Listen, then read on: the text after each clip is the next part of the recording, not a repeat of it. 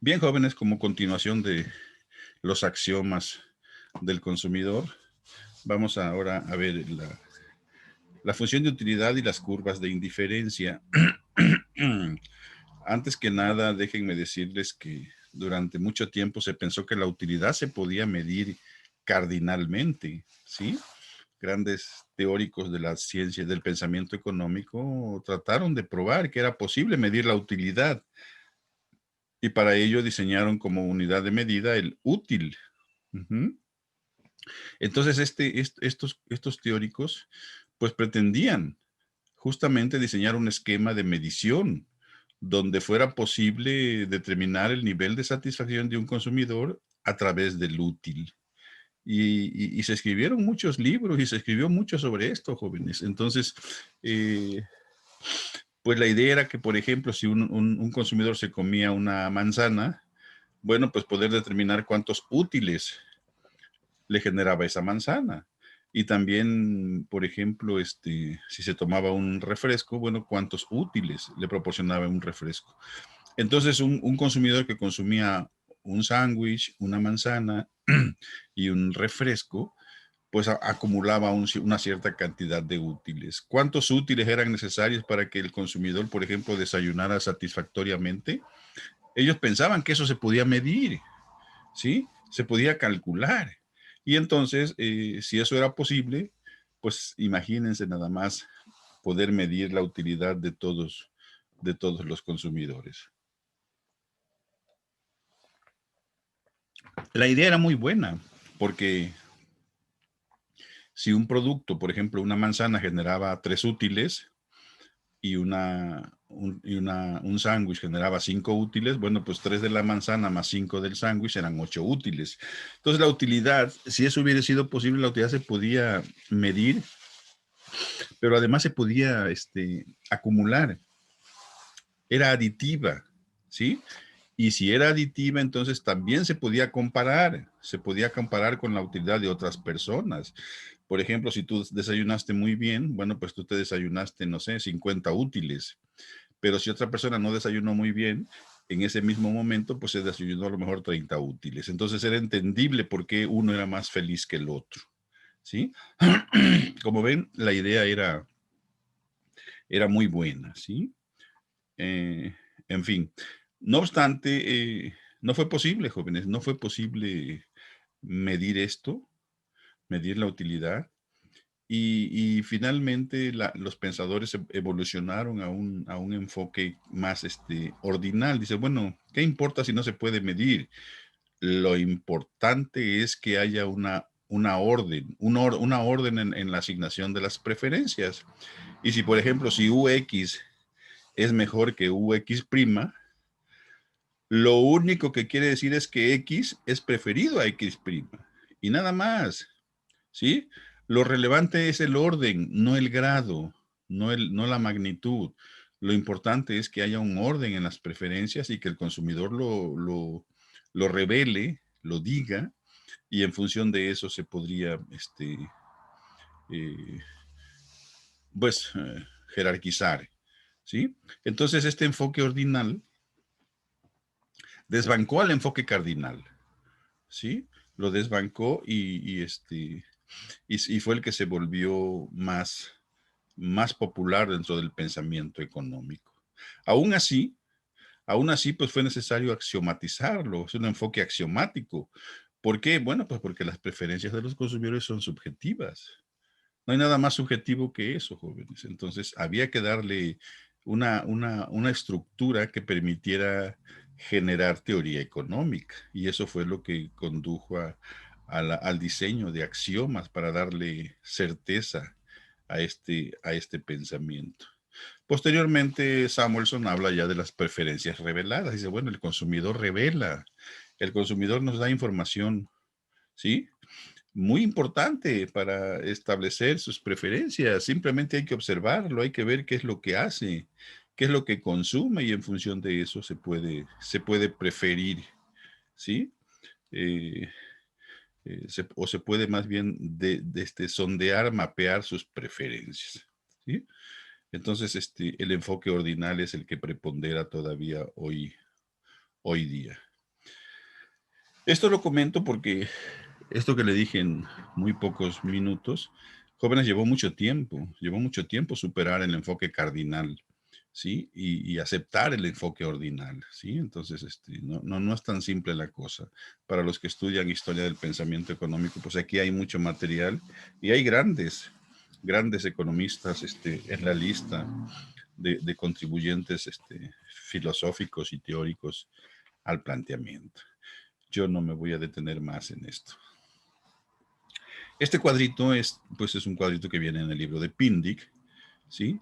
Son las preferencias de los consumidores que él señala en su obra. Miren, aquí tenemos unas cestas de consumo, paquetes de consumo, B, C, D, E, F y G, ¿sí?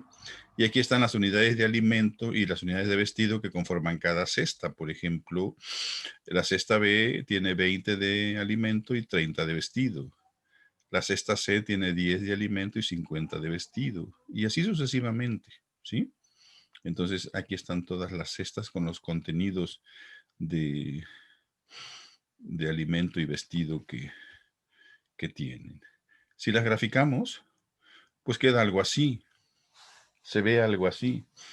Aquí la verdad no es fácil jerarquizar, no es fácil organizar, ordenarlas, ¿sí? De momento, bueno, pues nos cuesta trabajo saber o decidir cuál es mejor y cuál es peor, a pesar de que el consumidor revela esto, ¿no? Sin embargo, vamos a tratar de establecer algún método que nos permita discriminar.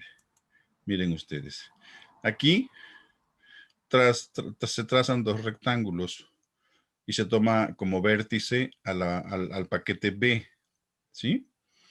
Y si ustedes observan, todos los paquetes que están en el triángulo azul, en el rectángulo azul, perdón, como F, ¿sí? Son peores que B. En realidad, del triángulo azul, ay, ¿por qué tengo pegada la palabra triángulo? Del rectángulo azul, la mejor opción es B. ¿Por qué? Bueno, pues por el axioma de no saciedad que por ahí les mandé en el video, donde más es preferido a menos. Entonces, si más es preferido a menos, la mejor opción de este rectángulo es B, ¿sí?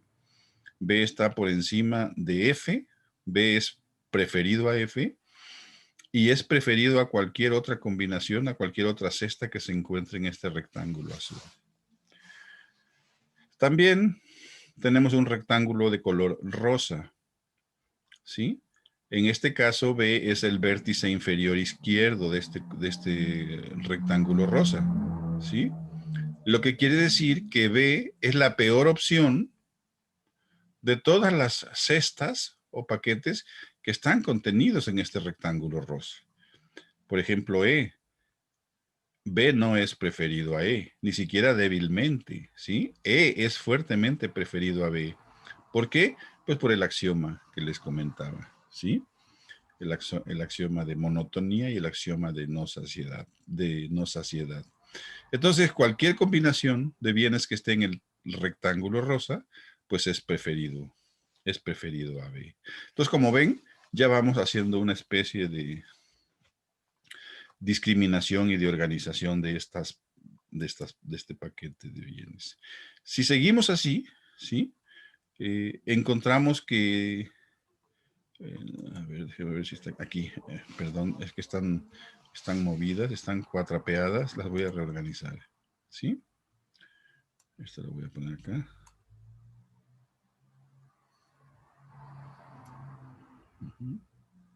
Ahí. Si seguimos así, haciendo este ejercicio, por ejemplo, miren ustedes, yo puedo seguir trazando figuras, buscando esta jerarquización y esta organización. Esta es B. Si trazamos un triángulo ahora sí como este, vamos a encontrar que todas las opciones, todos los paquetes que están en este triángulo son preferidos a B. Cualquier paquete que esté sobre este triángulo es preferido a B. ¿Por qué? Pues por el axioma de que más es preferido a menos. Por ejemplo, cualquier combinación que esté sobre la vertical esta, pues tiene 20 de alimento pero tiene más unidades de vestido. Entonces, cualquier combinación que esté aquí es preferida a B. Y en este otro triángulo que está acá, a la izquierda, pues no serían todas estas combinaciones o todos estos paquetes de bienes, no serían preferidos a B, ¿sí? Serían peores que B, ¿no? Entonces, vean ustedes, me muevo entre estos dos triángulos, uno es preferido y el otro no es preferido.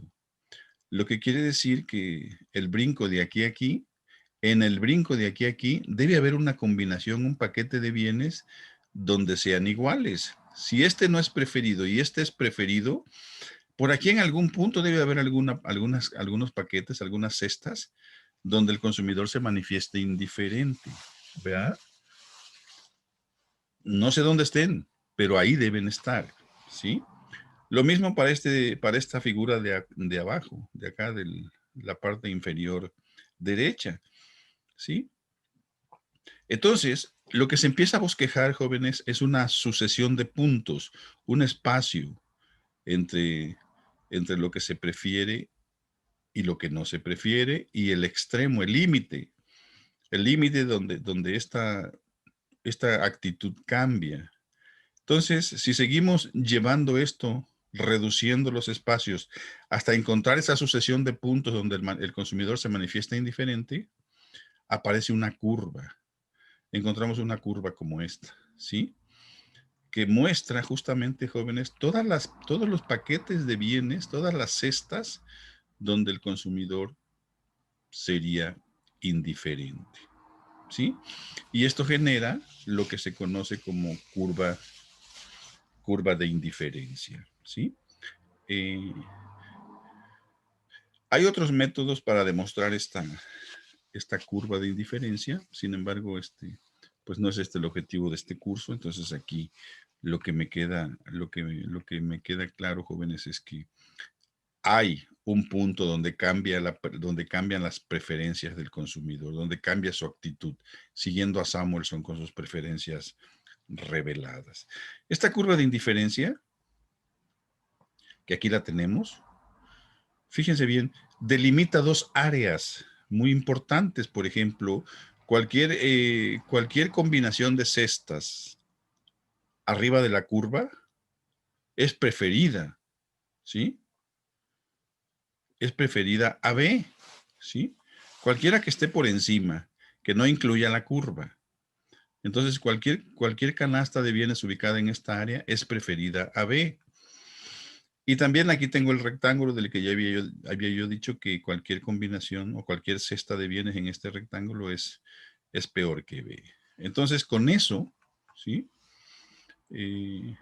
La curva de indiferencia representa todas las combinaciones posibles de X y Y en este caso, que reportan el mismo nivel de bienestar o de satisfacción a un consumidor.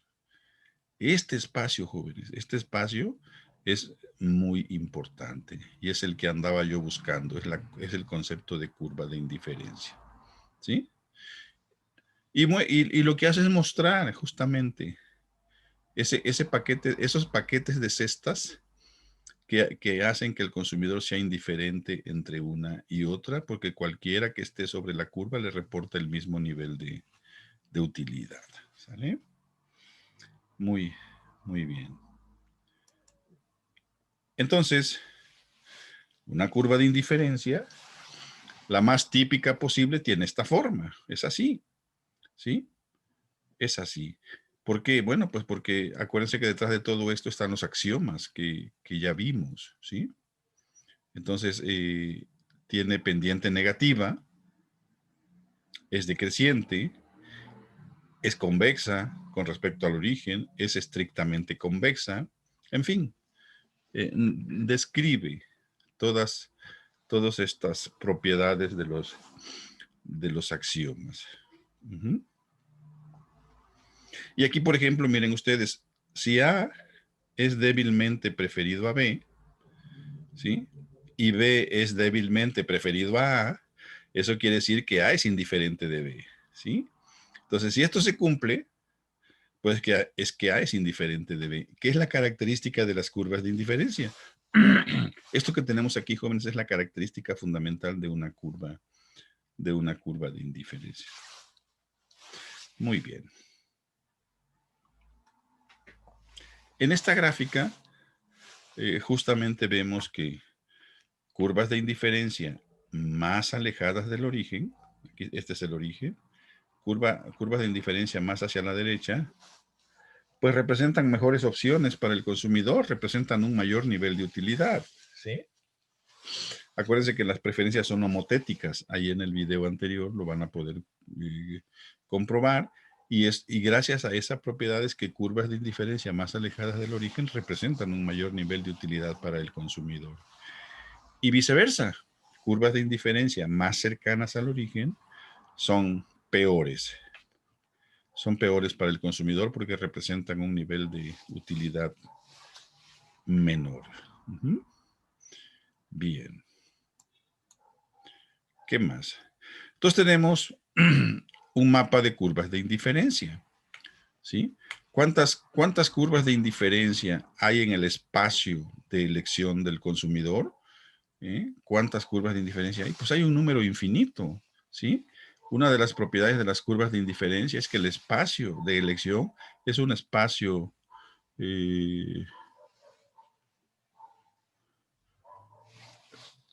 a ver qué dice aquí.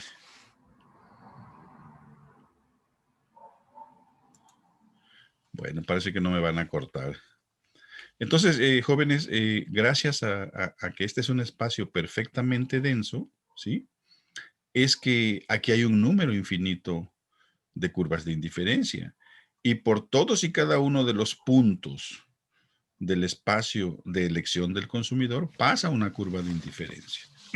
Entonces, esto hace que en este espacio haya un mapa de indiferencia con tantas curvas de indiferencia como quepan ahí, ¿sí?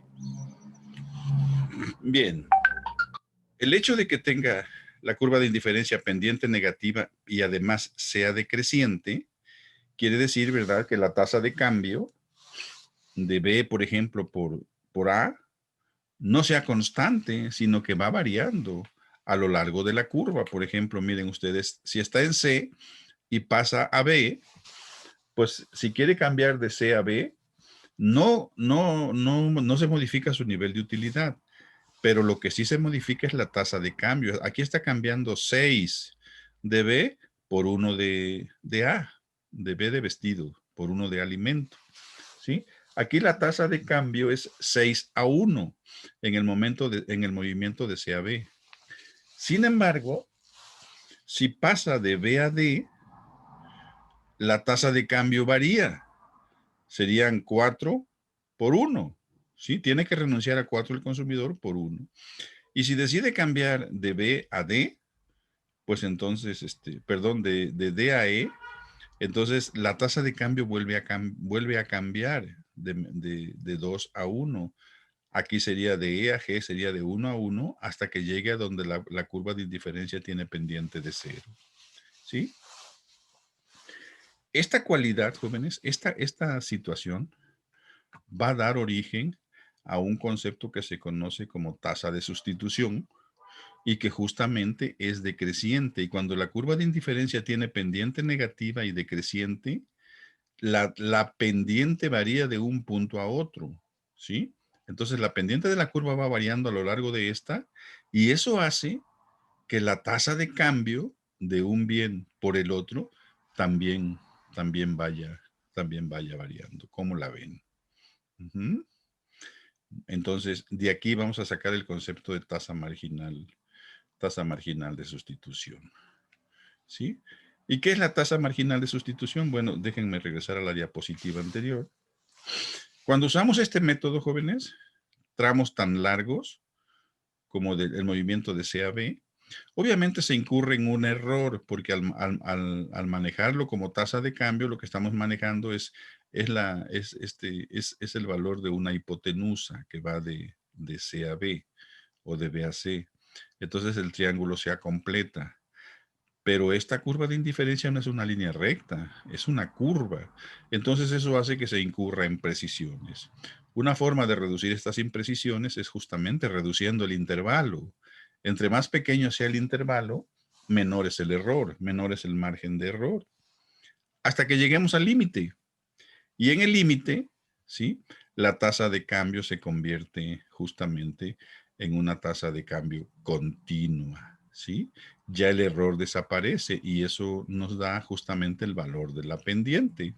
Entonces, por eso vamos a llegar a la conclusión que la tasa de cambio a lo largo de una curva de indiferencia es la pendiente de la curva.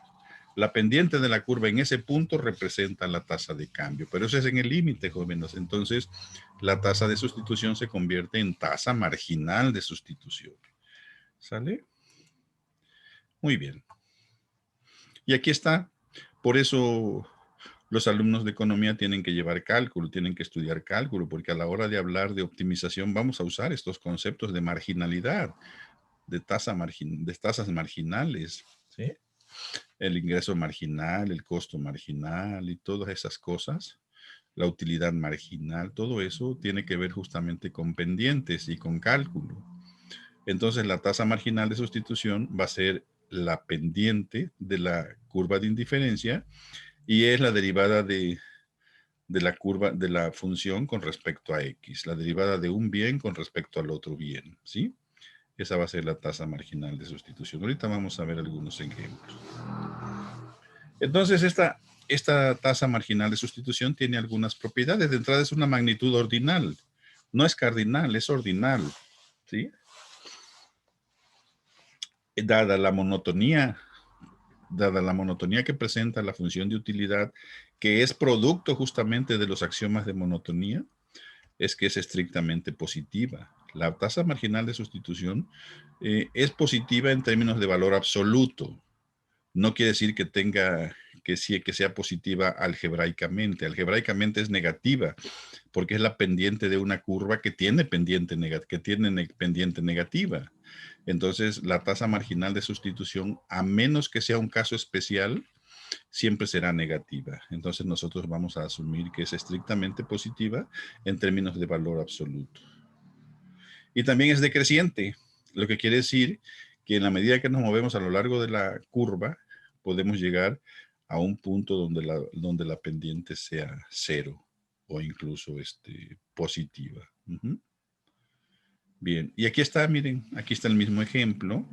Vean que de aquí a aquí, la tasa marginal de sustitución fue de 6, 6 que es el delta y, entre 1 que es el delta x, entonces me da un 6, ¿sí?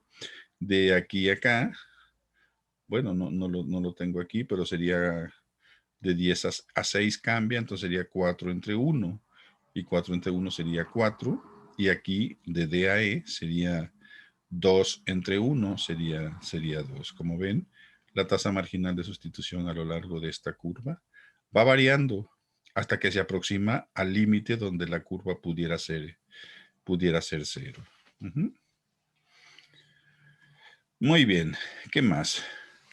Estas curvas de indiferencia tienen una serie de propiedades, ¿sí? Propiedades muy importantes para hacer para tomar en cuenta y para hacer análisis económico.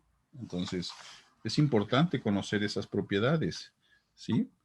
La primera es que son ubicuas. ¿Y qué quiere decir la palabra ubicua? Bueno, pues quiere decir que están allí, ¿sí? Las usemos o no las usemos, las busquemos o no las busquemos, las curvas de indiferencia están allí. ¿Qué quiere decir esto? Que como por todos los puntos pasa una curva de indiferencia, porque es un espacio perfectamente denso, entonces las curvas de indiferencia están allí, ¿sí? Eso quiere decir que son ubicuas, que están allí, ¿sí? ¿Qué más? Bueno, una curva de indiferencia más alejada del origen representa un mayor nivel de utilidad. Esto es, jóvenes, en la medida en que se mueve uno hacia curvas de indiferencia más alejadas del origen, tal como lo plantea aquí esta flecha, entonces nos estamos moviendo a cestas mejores. Pero lo contrario también aplica. Entonces, si nos movemos hacia abajo, a curvas de indiferencia más cercanas al origen, entonces las cestas son peores, ¿sí? Entonces el consumidor siempre va a buscar curvas de indiferencia más y más alejadas del origen, ¿sí? Muy bien. Las curvas de indiferencia no se pueden intersectar. No se pueden intersectar unas con otras, jóvenes, porque, por ejemplo, miren, en este caso, ¿sí? X es indiferente de Y, porque están en la misma curva de indiferencia. Pero Y es indiferente de Z. Entonces, si esto es cierto, por el axioma de transitividad, entonces X debería ser indiferente de Z. ¿Sí? Pero no lo es porque no están en el mismo nivel de indiferencia. Entonces, esto hace que esto sea una contradicción. Por esta razón, jóvenes, que no es posible, es que no se pueden intersectar las curvas de indiferencia. Uh-huh. Esto es algo contradictorio. Dice que tienen pendiente negativa. ¿Sí? Miren, aquí tengo una curva de indiferencia que tiene pendiente positiva, tiene un tramo de pendiente positiva.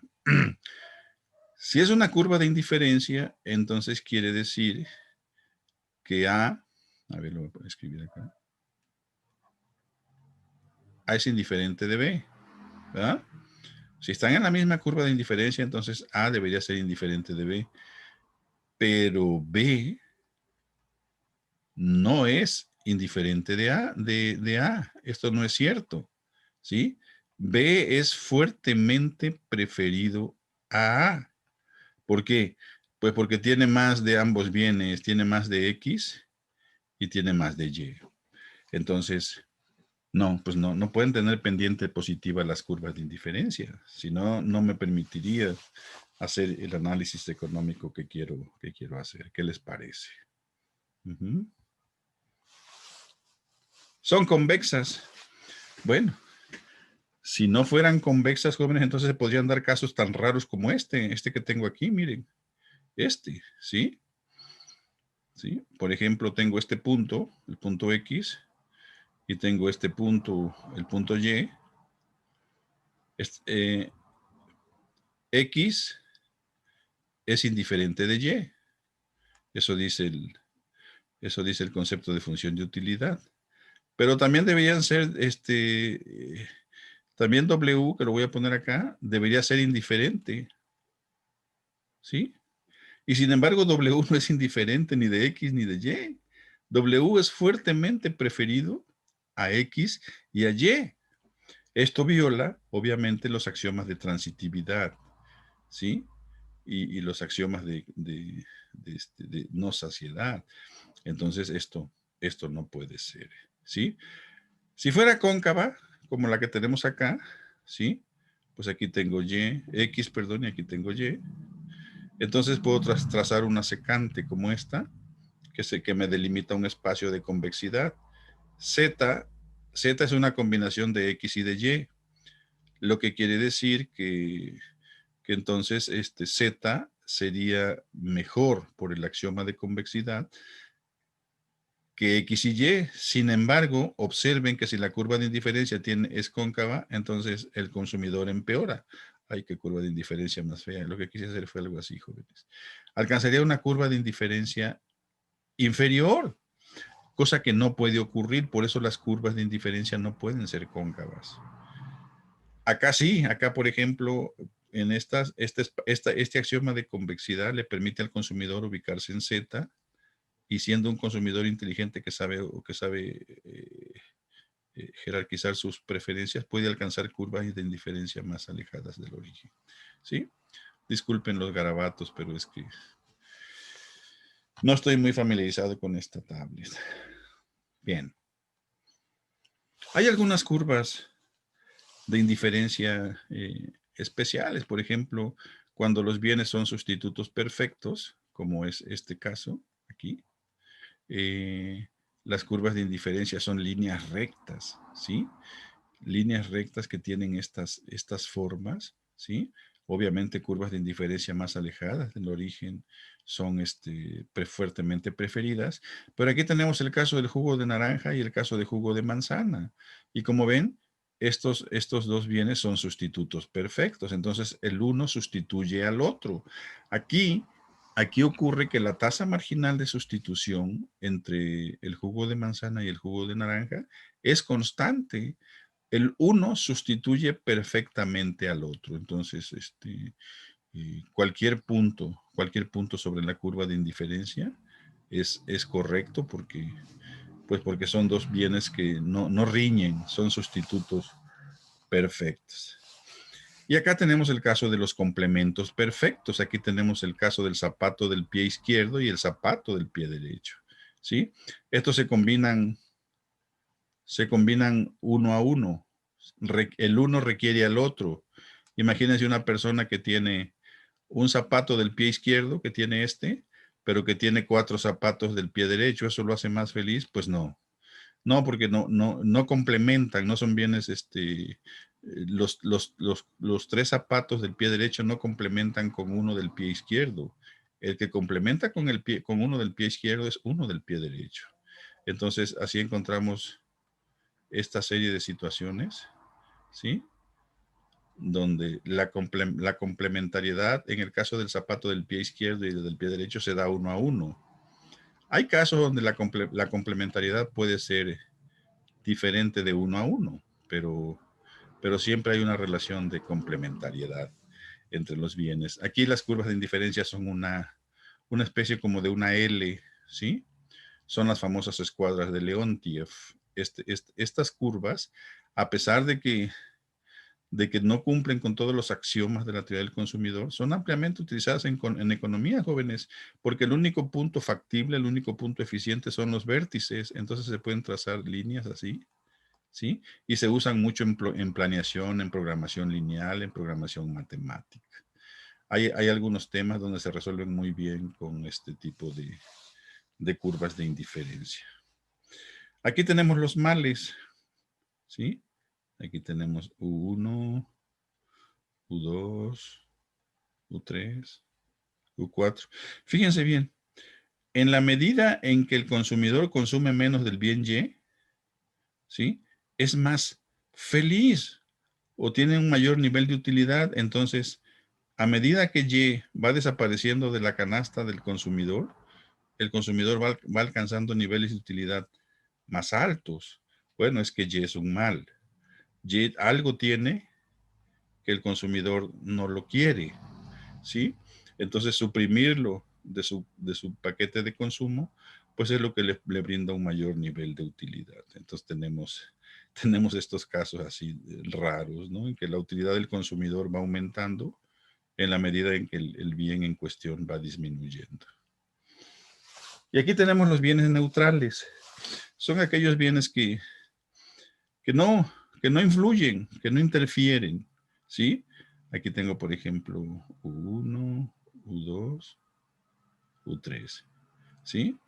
Y son neutrales porque no forman parte de la canasta de consumo de nuestro personaje, el consumidor. Entonces, prácticamente todo su nivel de utilidad se cimenta, jóvenes, en el consumo del bien X, ¿sí? Por eso, entre más bien X consuma, mayor nivel de utilidad experimentará el consumidor. Vean que Y no participa, no forma parte de la canasta de consumo de nuestro consumidor. Aquí casi no se ve en la gráfica, acuérdense que fueron tomadas del libro de Pindyck. Casi no se ve, pero lo que representa es que hay un punto de saturación aquí en el consumidor. Y es que las curvas de indiferencia, jóvenes, son tramos que les tomamos prestados a la circunferencia. Por ejemplo, les tomamos tramos de aquí a aquí. Nuestros mapas de indiferencia en realidad son estos tramos de la curva, de las curvas, ¿sí? Lo que no quiere decir que no exista la curva, la circunferencia. Las circunferencias existen. Nosotros tomamos solamente los tramos que tienen pendiente negativa, pero son tramos de una circunferencia. Entonces, en la medida en que el consumidor consume más, por ejemplo, de un bien, por ejemplo, un consumidor que se mueve en esta curva de indiferencia, pero que consume tanto de X, por ejemplo, aquí, y tanto de Y, pues ha rebasado incluso su punto de saturación. Está saturado, está más que saturado. Entonces es importante conocer el punto de saturación porque puede ser que se ubique en una curva de indiferencia como esta, pero con una canasta de consumo como esta, y entonces muestre rechazo, muestre irritación, muestre inconformidad. ¿Por qué? Pues porque ha rebasado su punto de saturación. Entonces, este punto es muy importante, ¿sí? Saber dónde el consumidor sacia su necesidad. ¿Por qué? Porque un punto más allá del nivel de saturación, pues reduce la satisfacción del consumidor. Bien. Entonces, ¿se puede medir la utilidad? La utilidad es igual para dos personas distintas. Por ejemplo, si la podemos medir y Juan se consumió, se desayunó 50 útiles y Pedro se desayunó 50 útiles, ¿la utilidad es la misma para los dos? ¿Es posible pensar que si uno consumió 50 útiles y el otro consumió 50 útiles, los dos están igualmente satisfechos? ¿Eso es posible? Seguramente no, jóvenes, porque aquí intervienen una serie de cuestiones subjetivas, ¿no? Entonces, este enfoque cardinal lo vamos a, a eliminar. Hay algunas restricciones adicionales o algunos elementos más bien adicionales que tenemos que tomar en cuenta. Por ejemplo, una restricción adicional es la continuidad. Dice que pequeños cambios en la cantidad de un producto pueden ser compensados por pequeños cambios en la cantidad de otro producto. Pues sí, sí va. Y entonces, por ejemplo, cuando a un consumidor le dicen, mira, alcanzaste poquito pastel porque ya no hay, pero por ahí anduve buscando y te encontré un pambazo. Entonces te doy menos pastel del que le di a los demás, pero a ti te va a tocar un pambazo. Y con eso se resana de alguna manera el nivel de satisfacción del consumidor, ¿sí? Entonces hay manera de resanar esto porque, pues, por el axioma de continuidad. ¿Mm? Entonces, más formalmente dice que para cada elemento en el dominio, el conjunto de elementos débilmente preferidos y el conjunto de elementos débilmente menos preferidos, pues están cerrados. Y es que esto me lleva a algo, jóvenes, que tiene que ver con la cuestión de la funcionalidad. Si dijimos que Y está en función de X1, X2, donde Y es la utilidad, hubiera puesto una U, ¿verdad? Entonces, hay que hablar del dominio, hay que hablar del rango, hay que hablar de esta función y hay que encontrar esas relaciones, ¿sí? Porque si decimos que A es débilmente preferido a B, o B es débilmente preferido a A, bueno, ¿qué pasa con el codominio, con el otro elemento? Vamos a ver si está aquí, ¿sí? Bueno, ahorita, a ver si ahorita nos lo encontramos por ahí. Parece que por ahí lo escribí. Teorema, Gerard Debreu. Debreu, fíjense lo que plantea Debreu. Dice, el orden de preferencias de un consumidor puede representarse mediante una función de utilidad continua si y solo si el orden de las preferencias es completo, ¿sí? Reflexivo, transitivo y continuo, ¿sí? Todos estos, jóvenes, todos estos son axiomas de las preferencias. Entonces, si las preferencias cumplen con estas características, es posible que el orden de estas definan la trayectoria de una función de utilidad, ¿sí? Que es justamente lo que estoy tratando de hacer. En el video de axiomas van a ver estos elementos muy bien. Ahí están explicitados, jóvenes. ¿Sí? Entonces, si las preferencias cumplen con estas características, aquí hay una función de utilidad, jóvenes. Aquí hay una función de utilidad metida dentro del mapa de curvas de indiferencia. Y dice Debró, además las preferencias se pueden representar gráficamente mediante curvas de indiferencia continua. Bueno, pues ya la vimos, ¿no? ¿Sí? Dice Debró, hay otra característica, la cuestión de la unicidad. Dadas estas restricciones que le estamos imponiendo a la función, dice, la función de utilidad que describe las preferencias será única la función de utilidad que describe las preferencias de todos los consumidores, y tajantemente Debró dice que no. No, no, no. No, jóvenes, cada quien tiene su propia función de utilidad. Entonces, no se puede homologar así. Si hubiéramos aceptado la teoría de la utilidad cardinal, pues entonces sí se pudiera. Pero aquí no se puede. ¿Sí? Además, dice Debró que si U de X es una función que representa las preferencias del consumidor, si esto es así, si esta es una función que representa las preferencias del consumidor, entonces cualquier transformación monótona que hagamos de esta función, ¿sí? Cualquier transformación monótona que le hagamos a esto, también representa las preferencias del consumidor. Por ejemplo, si yo digo que Y es igual a X1 al alfa, X2 a la beta, si esto es cierto, entonces el logaritmo natural de Y es igual a alfa por el logaritmo natural de x1 más beta por el logaritmo natural de x2. Como ven, esta que es una exponencial, la linealicé aplicándole logaritmos y me dio como resultado otra función. Esta función de logarítmica es muy diferente de esta, jóvenes. Son diferentes, no son iguales. Sin embargo, la logarítmica es una transformación monótona de la primera.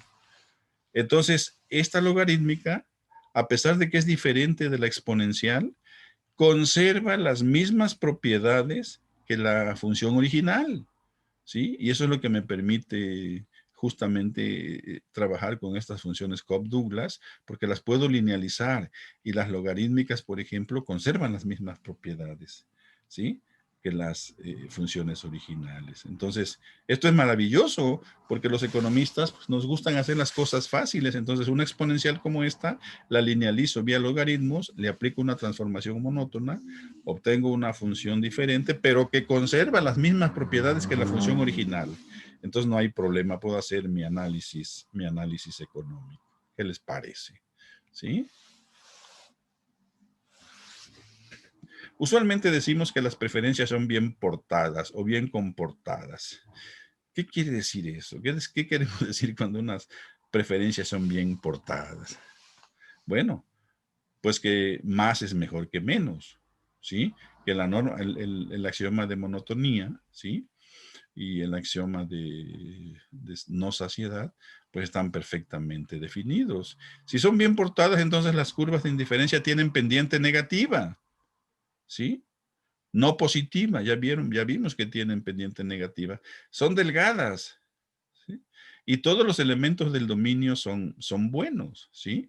Acuérdense que aquí hay una función de utilidad, ¿sí? Entonces, si esto es así, la utilidad marginal es positiva, como lo habíamos visto, ¿eh? Es positiva, pero en términos absolutos. Y también se refiere a que las preferencias son estrictamente convexas. A eso se refiere que también sean bien portadas, ¿sí? Entonces, si las preferencias son estrictamente convexas, jóvenes, hay una solución única. Hay una solución única. ¿Qué quiere decir que sea estrictamente convexa? Bueno, lo que quiere decir es esto, miren. Lo que quiere decir es que si yo tengo aquí x1 y aquí tengo x2, entonces si mi curva de indiferencia tiene esta forma, es estrictamente convexa. A la hora en que la voy a someter a una restricción presupuestal, ¿sí?, voy a encontrar un punto de tangencia como este, ¿sí? Y eso me da una solución única, un X1 asterisco y un X2 asterisco. Y entonces puedo hablar de cantidades específicas. Puedo decir, el consumidor maximiza su utilidad, ¿sí? Si consume tanto de X1 y tanto de X2, ¿sí? Si en cambio obtuviera una función convexa, pero que no es estrictamente convexa, entonces encuentro un intervalo de solución. Y encuentro un intervalo de solución, jóvenes, con soluciones, con valores infinitos. Entonces, pues no puedo hacer análisis económico con eso. A eso se refiere que las preferencias son bien portadas, ¿sí? Y que es fundamental, jóvenes, las preferencias son homotéticas. También ahí en el video anterior les describo qué es la homotesia, ¿sí? Económicamente, el significado económico es mucho mejor que el significado geométrico, ¿sí? Dice, las preferencias de un consumidor son homotéticas y se cumple lo siguiente. Si X1, X2, que es un paquete de bienes, puede ser A, es indiferente, o más bien lo leo de esta manera.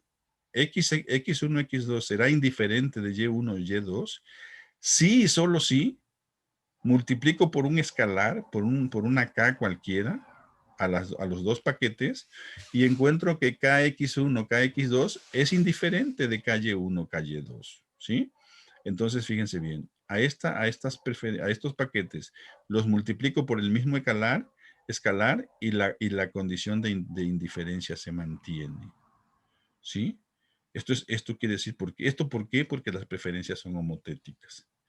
Esto implica que si la utilidad de X1, X2 es igual a la utilidad de Y1, Y2, entonces la utilidad de esta función multiplicada por un escalar K es igual a la utilidad de esta otra función también multiplicada por un escalar K. Entonces, esto es muy interesante porque esto es lo que proporcionan las preferencias homotéticas. ¿Y cuáles son las preferencias o cuáles funciones nos garantizan preferencias homotéticas? Bueno, pues las Cobb-Douglas. Las Cobb-Douglas son funciones que nos garantizan la característica esta de homotesia. Los complementos perfectos también nos garantizan la cuestión de homotesia y los sustitutos perfectos, ¿sí? Entonces, nosotros los economistas jóvenes vamos a trabajar mucho con estos tres tipos de funciones, con este tipo de funciones homotéticas, Cobb-Douglas, complementos perfectos y sustitutos perfectos. ¿Por qué? Pues porque son los que nos permiten hacer análisis económico. ¿Qué les parece? ¿Sí? Y bueno, ¿qué es el dominio? ¿Sí? Si quedamos que Y estaba en función de XY, ¿sí? Si esta es la función que queremos analizar, ¿sí? Pues uno es el dominio y otro es el rango, ¿verdad? Para cada valor del dominio corresponde uno y solo uno valor del codominio. Permítanme. Bueno, ya casi, un ratito salgo para allá. Un poquito antes de las 10 estoy saliendo para allá. Suerte. Sí va.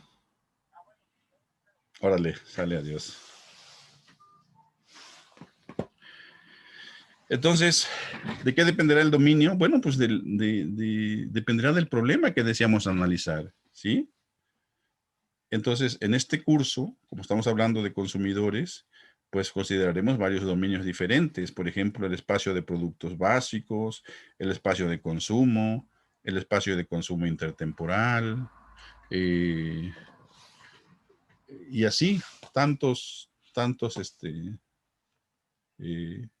dominios como la necesidad nos lo exija, ¿sí? Muy bien. Y Homo economicus, ¿se acuerdan del Homo economicus? El Homo economicus. ¿Quién es el Homo economicus? Pues es alguien cuyas preferencias se pueden representar mediante una función de utilidad y cuyas elecciones se pueden modelar como la solución al problema de maximización de la utilidad. ¿Esto implica avaricia o egoísmo? Bueno, aquí yo les voy a poner mi opinión.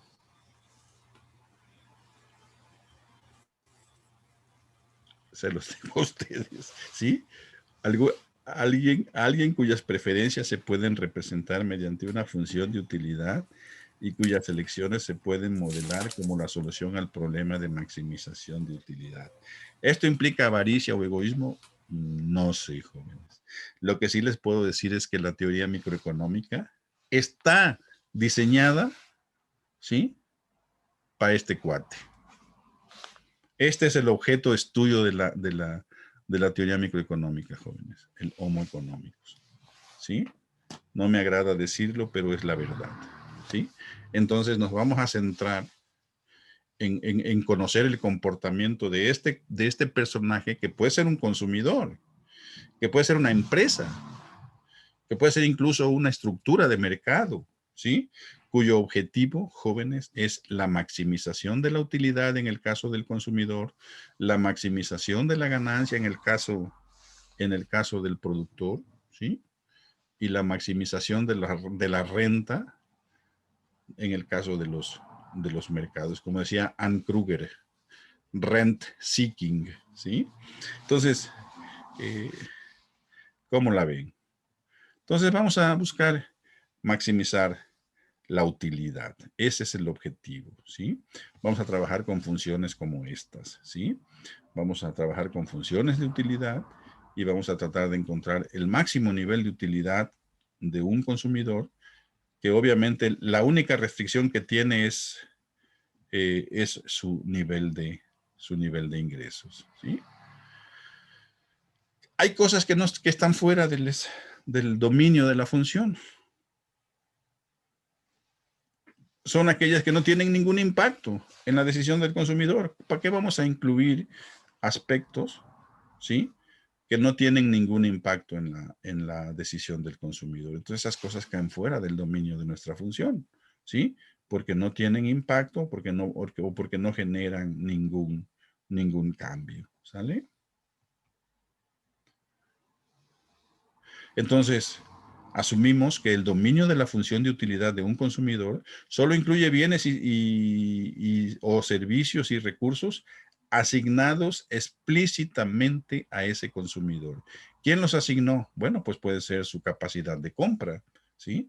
Su ingreso. Eso fue lo que le asignó, lo que le permite llegar a esos recursos.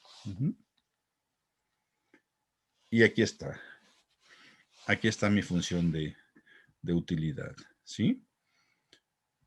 ¿Cómo la ven? Les voy a pasar estas diapositivas para que ustedes las revisen. Creo que son muy, muy obvias, jóvenes, para que queden ahí grabadas, ¿sí? Son las propiedades de la función de utilidad, ¿sí? Aquí está una gráfica que me describe que efectivamente las curvas de indiferencia describen la trayectoria de una función de utilidad, ¿sí? La tasa marginal de sustitución, aquí está, ¿sí? Y algunas preferencias particulares, bueno, pues ya las vimos, son los bienes que en la gráfica que expliqué hace un ratito, ¿sí? Y aquí están algunos ejemplos de funciones de utilidad. Aquí están, por ejemplo, los sustitutos perfectos. Esta es la función típica de los sustitutos perfectos, x1 más x2. Esta es una función para sustitutos perfectos.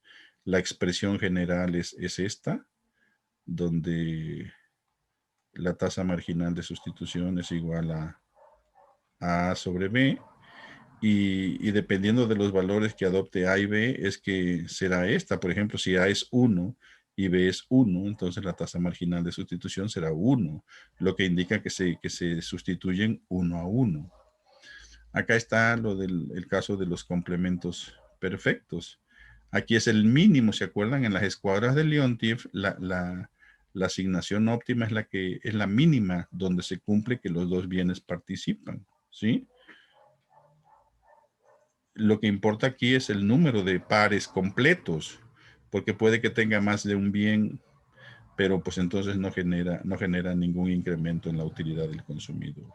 Y la expresión más común es esta. Aquí la tasa marginal de sustitución también es igual sobre B. Nada más que acá es tasa marginal de sustitución. Aquí más bien parece una tasa marginal de complementariedad, porque son sustitutos perfectos. Esta tasa me mide la magnitud en la cual se complementan los bienes, ¿sí? Y aquí están las preferencias Cobb-Douglas. Estas son las bien portadas junto con las otras dos que vimos, ¿sí? Aquí está, jóvenes. Vean qué hermosura de curvas, ¿sí? La expresión algebraica de las Cobb-Douglas es usualmente así, ¿sí? C y D, eso, que son los exponentes, son números positivos que usualmente describen el valor de estos exponentes, describen las preferencias del consumidor, ¿sí? Y que además este tipo de expresiones admite muy bien las transformaciones monótonas, como fue la logarítmica que les presenté. Son curvas hipérbolas asintóticas, pero que nunca tocan los ejes, o sea, se vuelven asintóticas a los ejes, pero nunca llegan a tocarlos. En el caso más general, hay casos especiales, ¿sí? Por ejemplo, en el caso de bienes de preferencias perfectamente sustitutos, bueno, ahí sí hay contacto con los ejes, pero es porque es un caso especial. Cuando son Cobb-Douglas, usualmente ocurre este caso, ¿sí? Ok, ¿dónde maximiza el consumidor su utilidad? Eso es lo que sigue, jóvenes. Eso es lo que sigue y vamos a continuar sobre él, pero déjenme